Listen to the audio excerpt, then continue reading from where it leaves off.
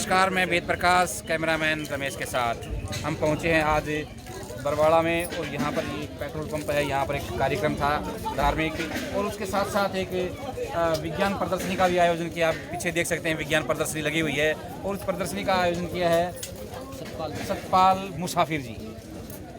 तो जैसे इनका नाम है सतपाल मुसाफिर, तो मुसाफिर से आप लगा सकते हैं इनका मुसाफिर नाम क्यों पड़ा है, वो भी आपसे पूछेंगे, लेकिन आप भी अंदाज़ा लगा सकते हो। स्वागत है सर धाकड़ जी। धन्यवाद। तो सबसे पहले तो आपको बधाई, आपने विज्ञान प्रदर्शनी लगाई लोगों को संदेश देने के लिए, क्या कहना चाहते हो आप? ये ना हमारे देश के अंदर वैज्ञानिकों की अनदेखी की जाती है, मतलब कई सालों से ही, हज़ारों सालों से। तो मेरा ये रहता है कि हम ना अपने बच्चों को, जो पढ़ने वाले बच्चे हैं, उनको विज्ञान के प्रति या वैज्ञानिकों के प्रति थोड़ी थोड़ी जानकारी दे, बेसिक, तो बच्चे उस तरह बड़े विज्ञान की तरफ। बहुत अच्छी सोच है आपकी, आपने विज्ञान के बारे में जानकारी लोगों को दी है। काफ़ी बच्चे भी यहाँ पहुँचे हैं, तो उनको भी काफ़ी इससे मोटिवेशन मिलता है, जानकारी मिलती है। तो अब हम बात करते हैं आपके मुसाफिर की। मुसाफिर आप क्यों लिखते हैं? पहले तो मैं विज्ञान के बता देता हूँ जी। मैं विज्ञान के मेले लगाता हूँ। मैंने 25 से 30 मेले लगाए। मेरे पास विज्ञान का बहुत सारा सामान है।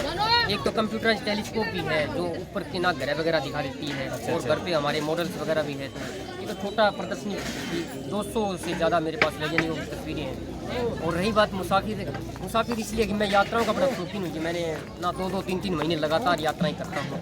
अभी मैंने राजस्थान के मारवाड़ इलाके के अंदर कई महीने तक लगातार यात्राएँ की थी, इसलिए मुसाफिर समझ रहा हूँ। अच्छा, तो आप पूरे देश में कहाँ की यात्राएँ कर चुके हैं? मैं महाराष्ट्र में, यूपी में, इधर दिल्ली में, हरियाणा में और राजस्थान में। तो लोगों का जो आपको कैसे प्यार मिलता है?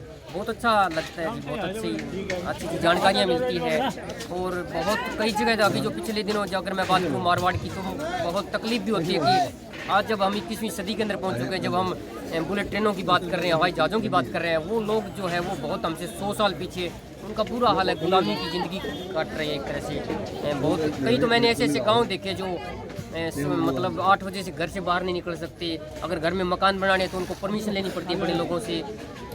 बकरियों के टैक्स देना पड़ता है, भैंसों के लिए 5,500 हज़ार रुपये एक साल के देने पड़ते हैं। ऐसे गाँव है राजस्थान के अंदर। तो इसके लिए आप क्या मानते हैं, इसके लिए दोषी सरकार है या अशिक्षा है?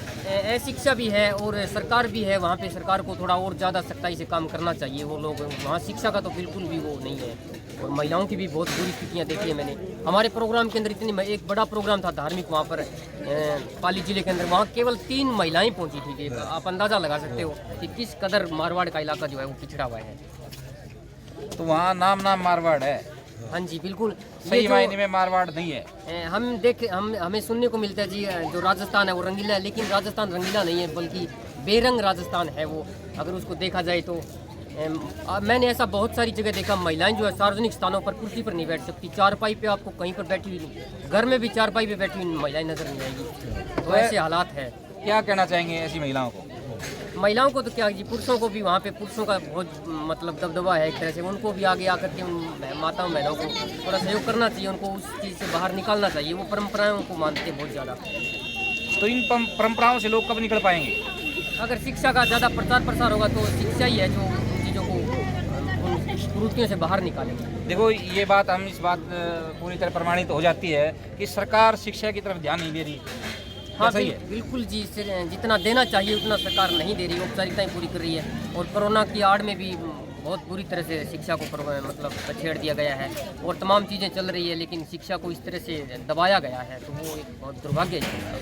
आज आपने यहाँ प्रदर्शनी लगाई है विज्ञान की, तो किन किन वैज्ञानिकों को आपने दर्शाया यहाँ पे जो मुख्य रूप से जो वैज्ञानिक है ना जी, जैसे टेलीफोन किसने बनाया, कार किसने बनाई, पेट्रोल डीजल किसने खोजा, इस तरह की जो हमारे व्यवहार में जो चीज़ें हैं, उन वैज्ञानिकों की तस्वीरें यहाँ लगी हुई है। तो जो लोग, जो बच्चे, जो युवा, जो महिलाएं यहाँ विज्ञान प्रदर्शनी में आती हैं, उसके बाद आप उनसे जानकारी लेते हैं कि उन्होंने विज्ञान प्रदर्शनी या चित्र के रूप में देखी, बस वहाँ तक सीमित हो गई, या उसके बाद उन्होंने इस जानकारी को अपने अंदर ग्रहण किया कि भाई आखिर इसका आविष्कार किसने किया था? हाँ, पूछते हैं, बहुत सारे बच्चे पूछते हैं जो स्कूलों से जुड़े होते हैं। आप फीडबैक लेते हो प्रदर्शनी? हाँ, लेते हैं जी, प्रतिक्रिया लेते हैं, और बहुत बार मेरे से तस्वीरें लेते भी है, वो ले जाते हैं, लेकिन मैं देता तो नहीं ऐसे। लेकिन कोई बच्चा कई बार ज़्यादा जिद कर लेता है, मैं दे देता हूँ, कोई बात नहीं, बच्चे की रुचि है तो ऐसे बहुत प्रभाव तो पड़ता ही है।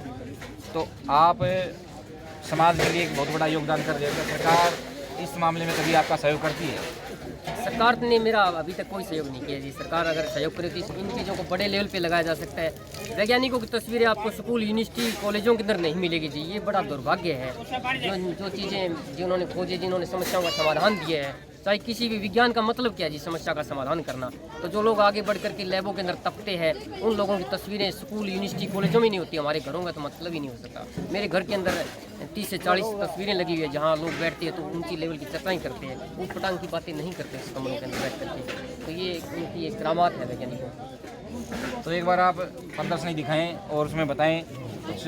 और जो लोग प्रदर्शनी देख रहे हैं, ये ज़रूरी नहीं भी कोई पढ़े लिखे अनपढ़ लोग भी हैं, तो आप उनको बताएं भी प्रदर्शनी में क्या क्या आपने यहाँ से शुरुआत करें। हाँ तो जी, साथियों मुख्य रूप से जैसे ये हमारी वॉशिंग मशीन है, हमारी महिलाएं ना कपड़ा धो लेती है, लेकिन उसको ये पता नहीं है कि ये इस मशीन को बनाने में किसने कितनी मेहनत की होगी। बटन दबाया और आपका कपड़ा जो धुप जाता है, कितनी सर्दी पड़ रही है, उसके अंदर भी आपको ना ज़्यादा रगड़ना नहीं पड़ता। तो मशीन बनाने वाले देखो साइंटिस्ट है यहाँ पर, टीचर है।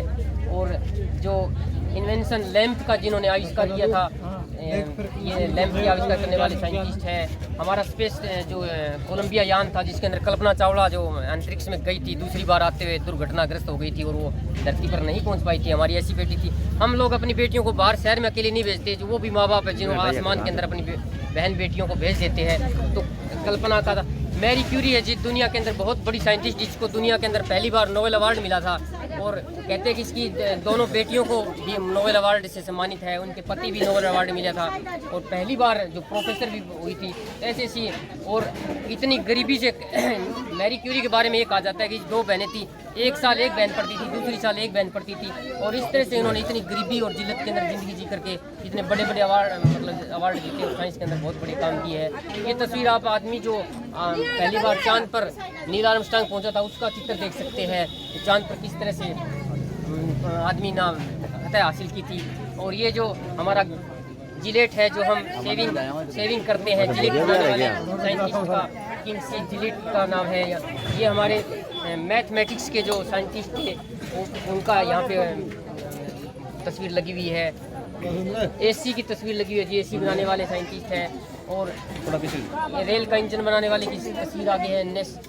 निकोला टेस्ला जिन्होंने बिजली के आविष्कार किए, बहुत सारे आविष्कार किए थे, उनकी तस्वीर यहाँ पर है। जिन्होंने जहाज़ बनाई थी 2 भाई, जो उनकी तस्वीर यहाँ पे लगी हुई है। टायर का आविष्कार किया था, उनकी तस्वीर आप देख सकते हो। साथ नाम भी बताइए, क्योंकि और जो साथी काफी खड़े हैं उनको हर एक चित्र के अंदर तस्वीर भी हमने उसका जो आविष्कार किया उसका भी नमूना दिखा, ताकि जो अनपढ़ आदमी है, जो कम है, तो वो चित्र देख करके चीज़ें समझ जाए।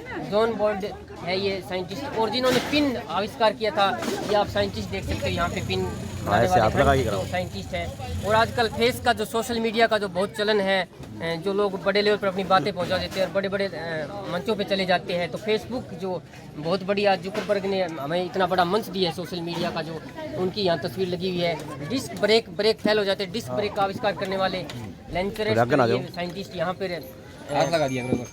ये तस्वीर यहाँ पे आप देख सकते हो। योशिडा जो दुनिया के अंदर सबसे ज़्यादा जो चेन चलती है, पूरी कंपनी पूरी दुनिया के अंदर सबसे बड़े साइंटिस्ट, ये योशिडा जो है वो, इसकी तस्वीर यहाँ पे है। पेंसिल एक लेडीज़ ने आविष्कार ने किया था, इसका पेंसिल का आविष्कार जो है, बच्चे जो हम लिखना पढ़ना सीखते हैं जिससे कौन जो है वो, उसकी तस्वीर यहाँ पे लगी हुई है। सलीम अली पक्षी प्रेमी हुए हैं, दुनिया के अंदर जाने जाते हैं, पक्षियों के बारे में बहुत कुछ इन्होंने लिखा था और बहुत प्रचार प्रसार किया था। तो उनकी तस्वीर यहाँ पे आपके सामने है।